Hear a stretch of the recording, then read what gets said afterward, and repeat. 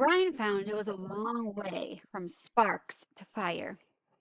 Clearly, there had to be something for the sparks to ignite, some kind of tinder or kindling. But what? He brought some dried grass in, tapped sparks into it, and watched them die. He tried small twigs, breaking them into little pieces, but that was worse than the grass. Then he tried a combination of the two, grass and twigs. Nothing. He had no trouble getting sparks, but the tiny bits of hot stone or metal, he couldn't tell which they were, just sputtered and then died. He settled back on his haunches, on his legs, and in exasperation, looking at the pitiful clump of grass and twigs. He needed something finer, something soft and fine and fluffy to catch the bits of fire. Shredded paper would be nice, but he had no paper. So close, he said aloud. So close. He put the hatchet back into his belt and went out of the shelter, limping on his sore leg. There had to be something. Had to be. Man had built fire. There had been fire for thousands, millions of years. There had to be a way. He dug in his pockets and he found the $20 bill in his wallet. Paper. Worthless paper out here. But if he could get a fire going, he ripped that $20 bill into pieces and made a pile of the pieces and hit sparks onto them. Nothing happened. They just wouldn't take the sparks. But there had to be a way, some way to do it. So Brian is very perseverant. He is not giving up. He is determined to get this fire started. So that's a very good attitude to have. Because remember last time we talked about how he could not have self-pity. He could not pity himself because it didn't help anything. So not 20 feet to his right, leaning out over the water, were birches, and he stood looking at them for a half minute before they registered in his mind. They were a beautiful white with bark like clean, lightly speckled paper. Paper. He moved to the trees where the bark was peeling from the trunks and it lifted in tiny tendrils, so little pieces, almost fluff. Brian plucked some of them loose and rolled them in his fingers. They seemed flammable, dry and nearly powdery. He pulled the twisted bits off the trees, packing them in one hand while he picked them with the other, picking and gathering until he had a wad close to the size of a baseball. Then he went back into the shelter and arranged the ball of birch bark peelings at the base of the black rock. As an afterthought, he threw in the remaining of the $20 bill. He struck and a stream of sparks fell into the bark and quickly died. But this time, one spark fell on one small hair of dry bark, almost a thread of bark, and seemed to glow a bit brighter before it died. The material had to be even finer, so even thinner. There had to be a soft and incredibly fine nest for the sparks. I must make a home for the sparks, he thought. A perfect home where they won't stay, they won't make fire. So in my mind, I'm thinking of kind of like a bird's nest, like a rounded bird's nest. So kind of like that kind of shape. He started ripping the bark, using his fingernails at first, and when that didn't work, he used the sharp edge of the hatchet, cutting the bark into thin slivers, hairs so fine they were almost not there. It was painstaking work, slow work. and he stayed with it for over 2 hours. Twice he stopped for a handful of berries and once to go to the lake for a drink. Then back to work, the sun on his back until at last he had a ball of fluff as big as a grapefruit. Dry birch bark fluff. He positioned his spark nest and as he thought of it at the base of the rock, used his thumb to make a small depression, so a little indent, in the middle. And he slammed the back of the hatchet down across the black rock. A cloud of sparks rained down, most of them missing the nest, but some, perhaps 30 or so, hit in on the depression, and of those, 6 or 7 found fuel and grew, smoldered, and caused the bark to take on the red glow. Then they went out. Close. He was so close. So he repositioned the nest, made a new and smaller dent with his thumb, and he struck again. More sparks. A slight glow. Then nothing. It's me, he thought. I'm doing something wrong. I don't know this. A cave dweller would have had a fire by now. A Cro-Magnon man would have had a fire by now. But I don't know this. I don't know how to make a fire. Maybe not enough sparks. He settled the nest in a place once more and hit the rock with a series of blows as fast as he could. Many sparks that found life and took briefly, but then they all died. Starved. He leaned back. They're like me. They're starving. It wasn't quantity, so the amount, it wasn't quantity. There were plenty of sparks, but they needed more. What do they need?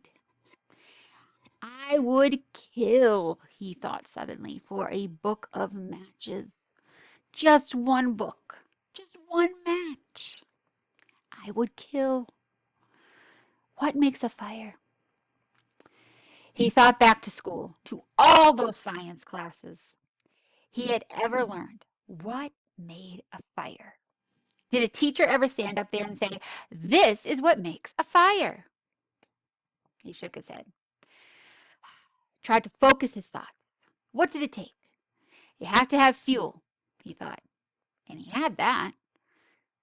The bark was fuel, oxygen. There had to be air. He needed to add air. He had to fan on it, blow on it. He made the nest again, held the hatchet backwards, tensed, and struck 4 quick blows. Sparks came down, and he leaned forward as fast as he could, and he blew. Too hard. There was a bright, almost intense glow, and then it was gone. He had blown it out. Another set of strikes. More sparks. He leaned and blew, but gently this time, holding back and aiming the stream of air from his mouth to hit the brightest spot. 5 or 6 sparks had fallen in a tight mass of bark hair, and Brian centered his efforts there. The sparks grew with his gentle breath. The red glow moved from the sparks themselves into the bark, moved and grew and became worms, glowing red worms that crawled up the bark hairs and caught over other threads of bark and grew until there was a pocket of red as big as a quarter, a glowing red coal of heat. And when he ran out of breath and paused to inhale, the red ball suddenly burst into flame. "Fire!" he yelled. "I've got a fire! I've got it! I've got it! I've got it!" But the flames were thick and oily and burning fast. consuming the ball of bark as fast as if it were gasoline. He had to feed the flames, keep them going. Working as fast as he could, he carefully placed the dried grass and the wood pieces he had tried at first on top of the bark and was gratified, oh, so thankful to see them take. But they would go fast. He needed more and more. He could not let the flames go out. He ran from the shelter to the pines, started breaking off the low ones and the dead small limbs. These he threw into the shelter, went back for more and threw those in. And he squatted to break and feed the hungry flames. When the small wood was going well, he went out and found larger wood and did not relax until that was going. Then he leaned back against the wood brace of his door opening and smiled. I have a friend, he thought. I have a friend now. A hungry friend, but a good one. I have a friend named Fire. Hello, Fire. The curve of the rock back made an almost perfect roaring flue that carried the smoke up through the cracks of the roof but held the heat. If he kept the fire small, it would be perfect and would keep anything like the porcupine from coming back through the door again. A friend and a guard, he thought. So much from a little spark. A friend and a guard from a little tiny spark. He looked around and wished he had somebody to tell this thing, to show this thing that he had done. But there was nobody. Nothing but the trees and the sun and the breeze and the lake. Nobody. And he thought, rolling thoughts, while the smoke curling up over his head and the smile still half on his face, he thought, I wonder what they're doing now. I wonder what my father's doing now. I wonder what my mother is doing now. I wonder if she is with him.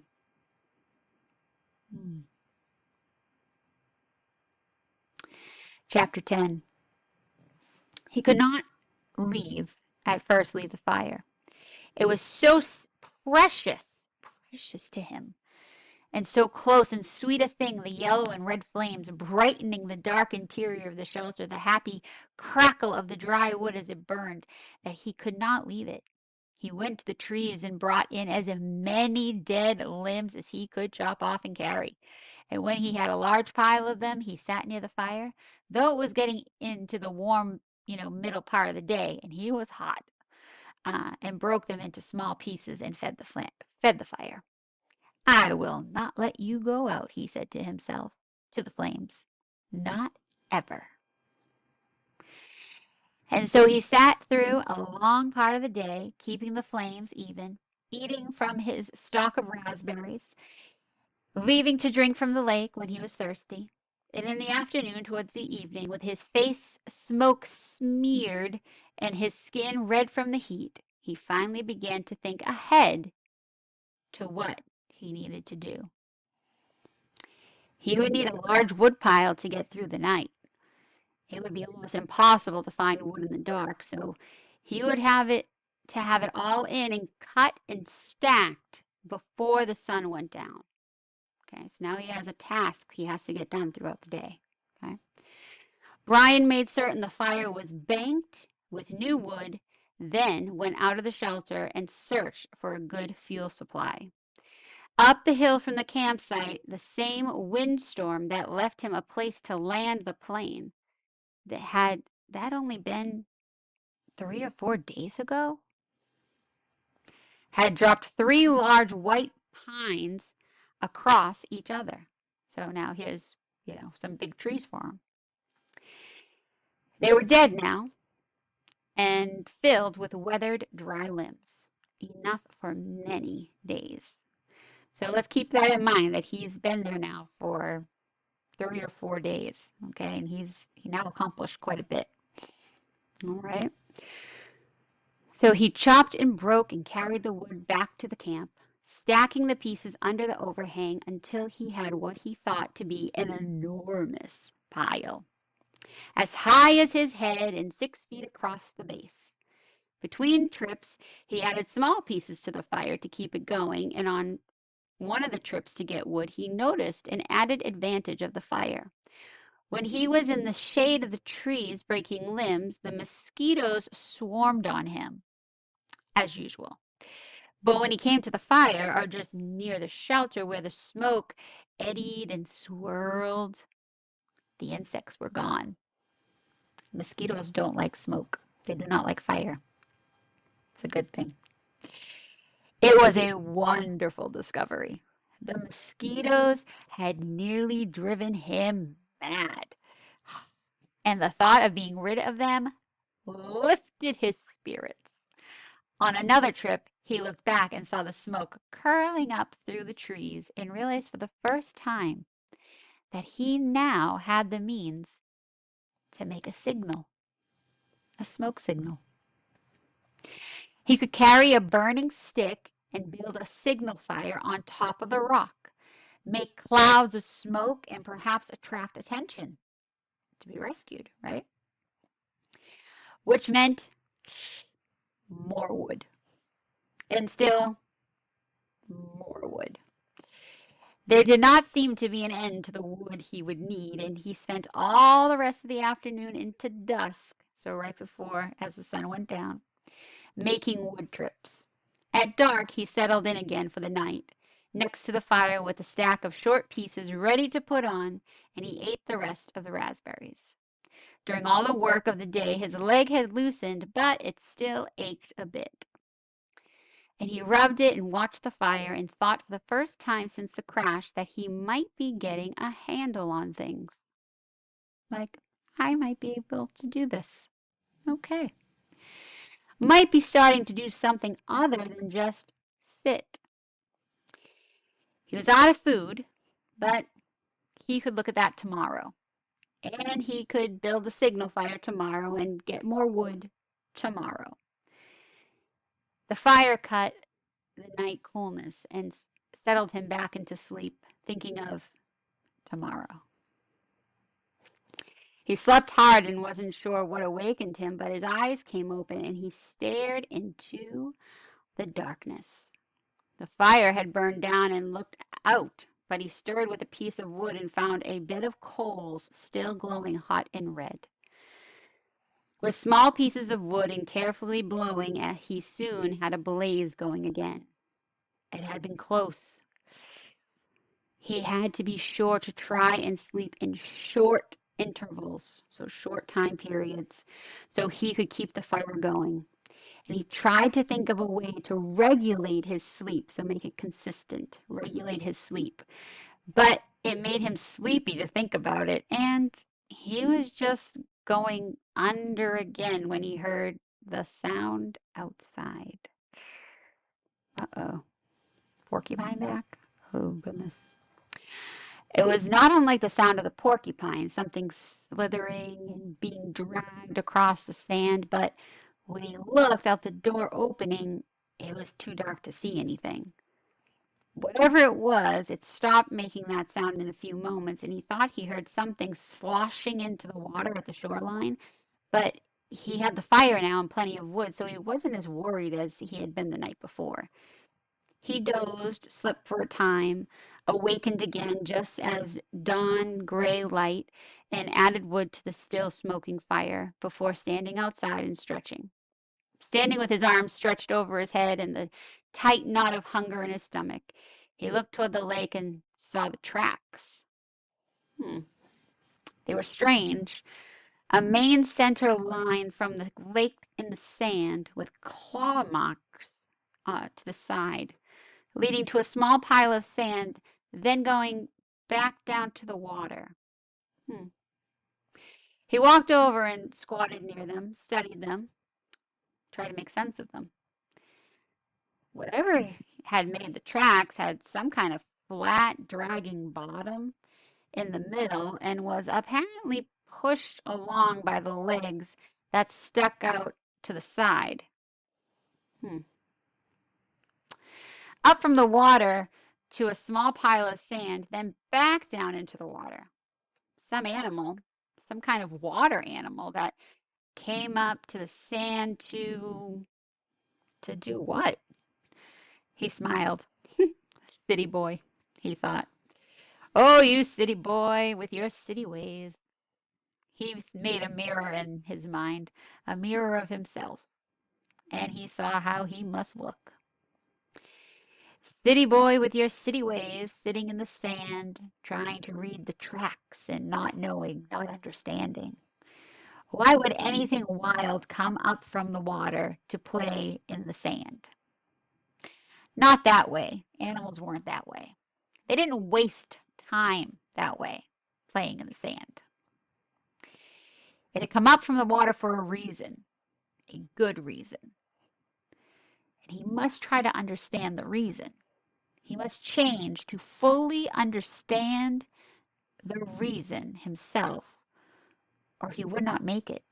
So he has to adapt. He has to change his way of thinking. Okay?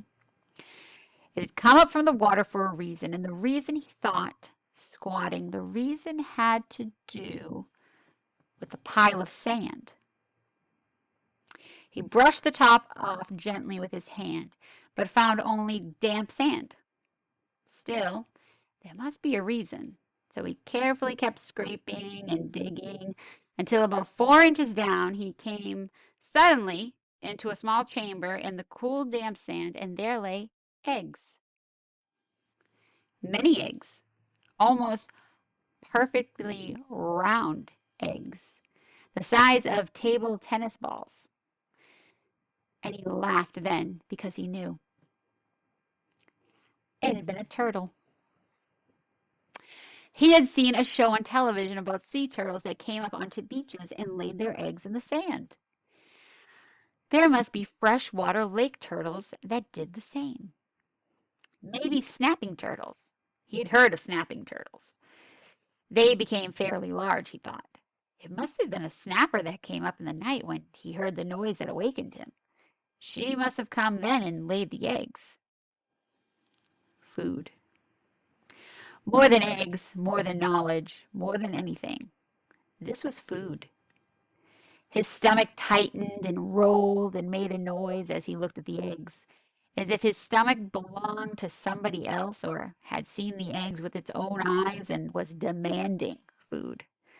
The hunger, always there, had been somewhat controlled and dormant, so sleeping, lying still.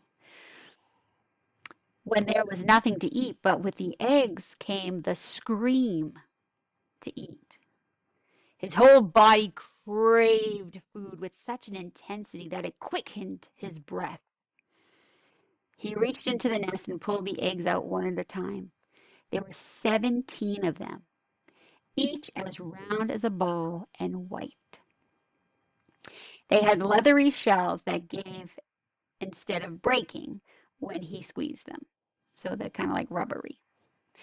When he had them heaped on the sand in a pyramid, so as a triangle, he had never felt so rich somehow.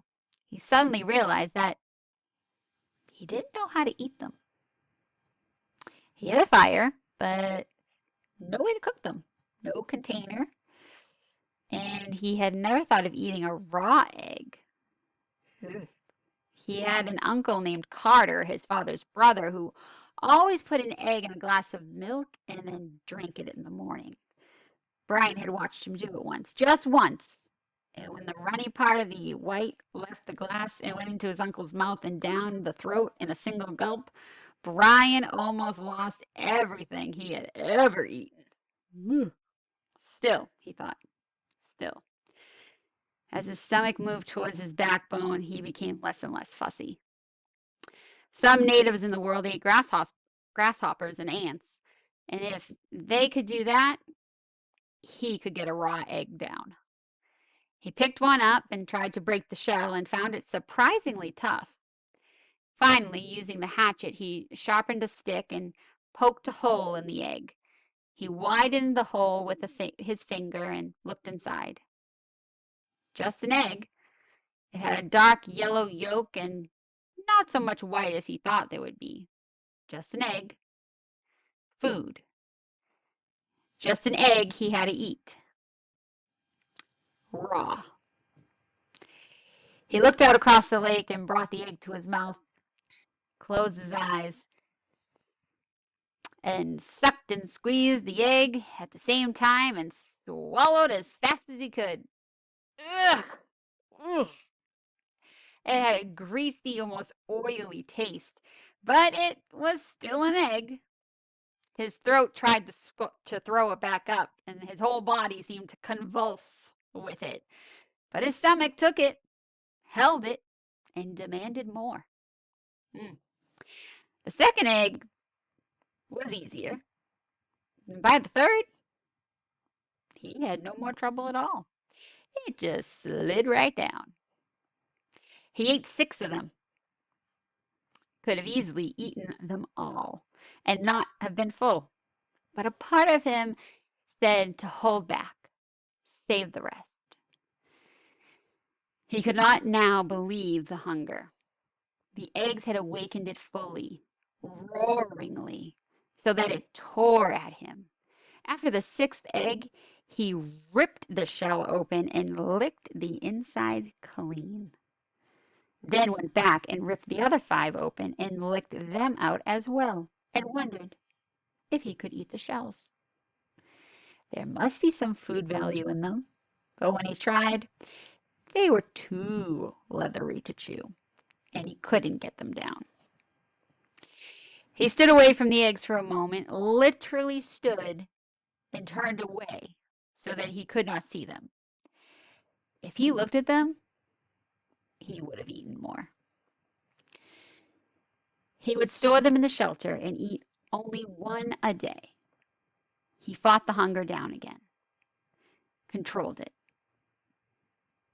He would take them now and store them and save them and eat 1 a day, and he realized, as he thought it, that he had forgotten that they might come, the searchers. Surely they would come before he could eat all the eggs at 1 a day. He had forgotten to think about them, and that wasn't good. He had to keep thinking of them, because if he forgot them and didn't think of them, they might forget about him. And he had to keep hoping. He had to keep hoping. And that is the end of chapter 10.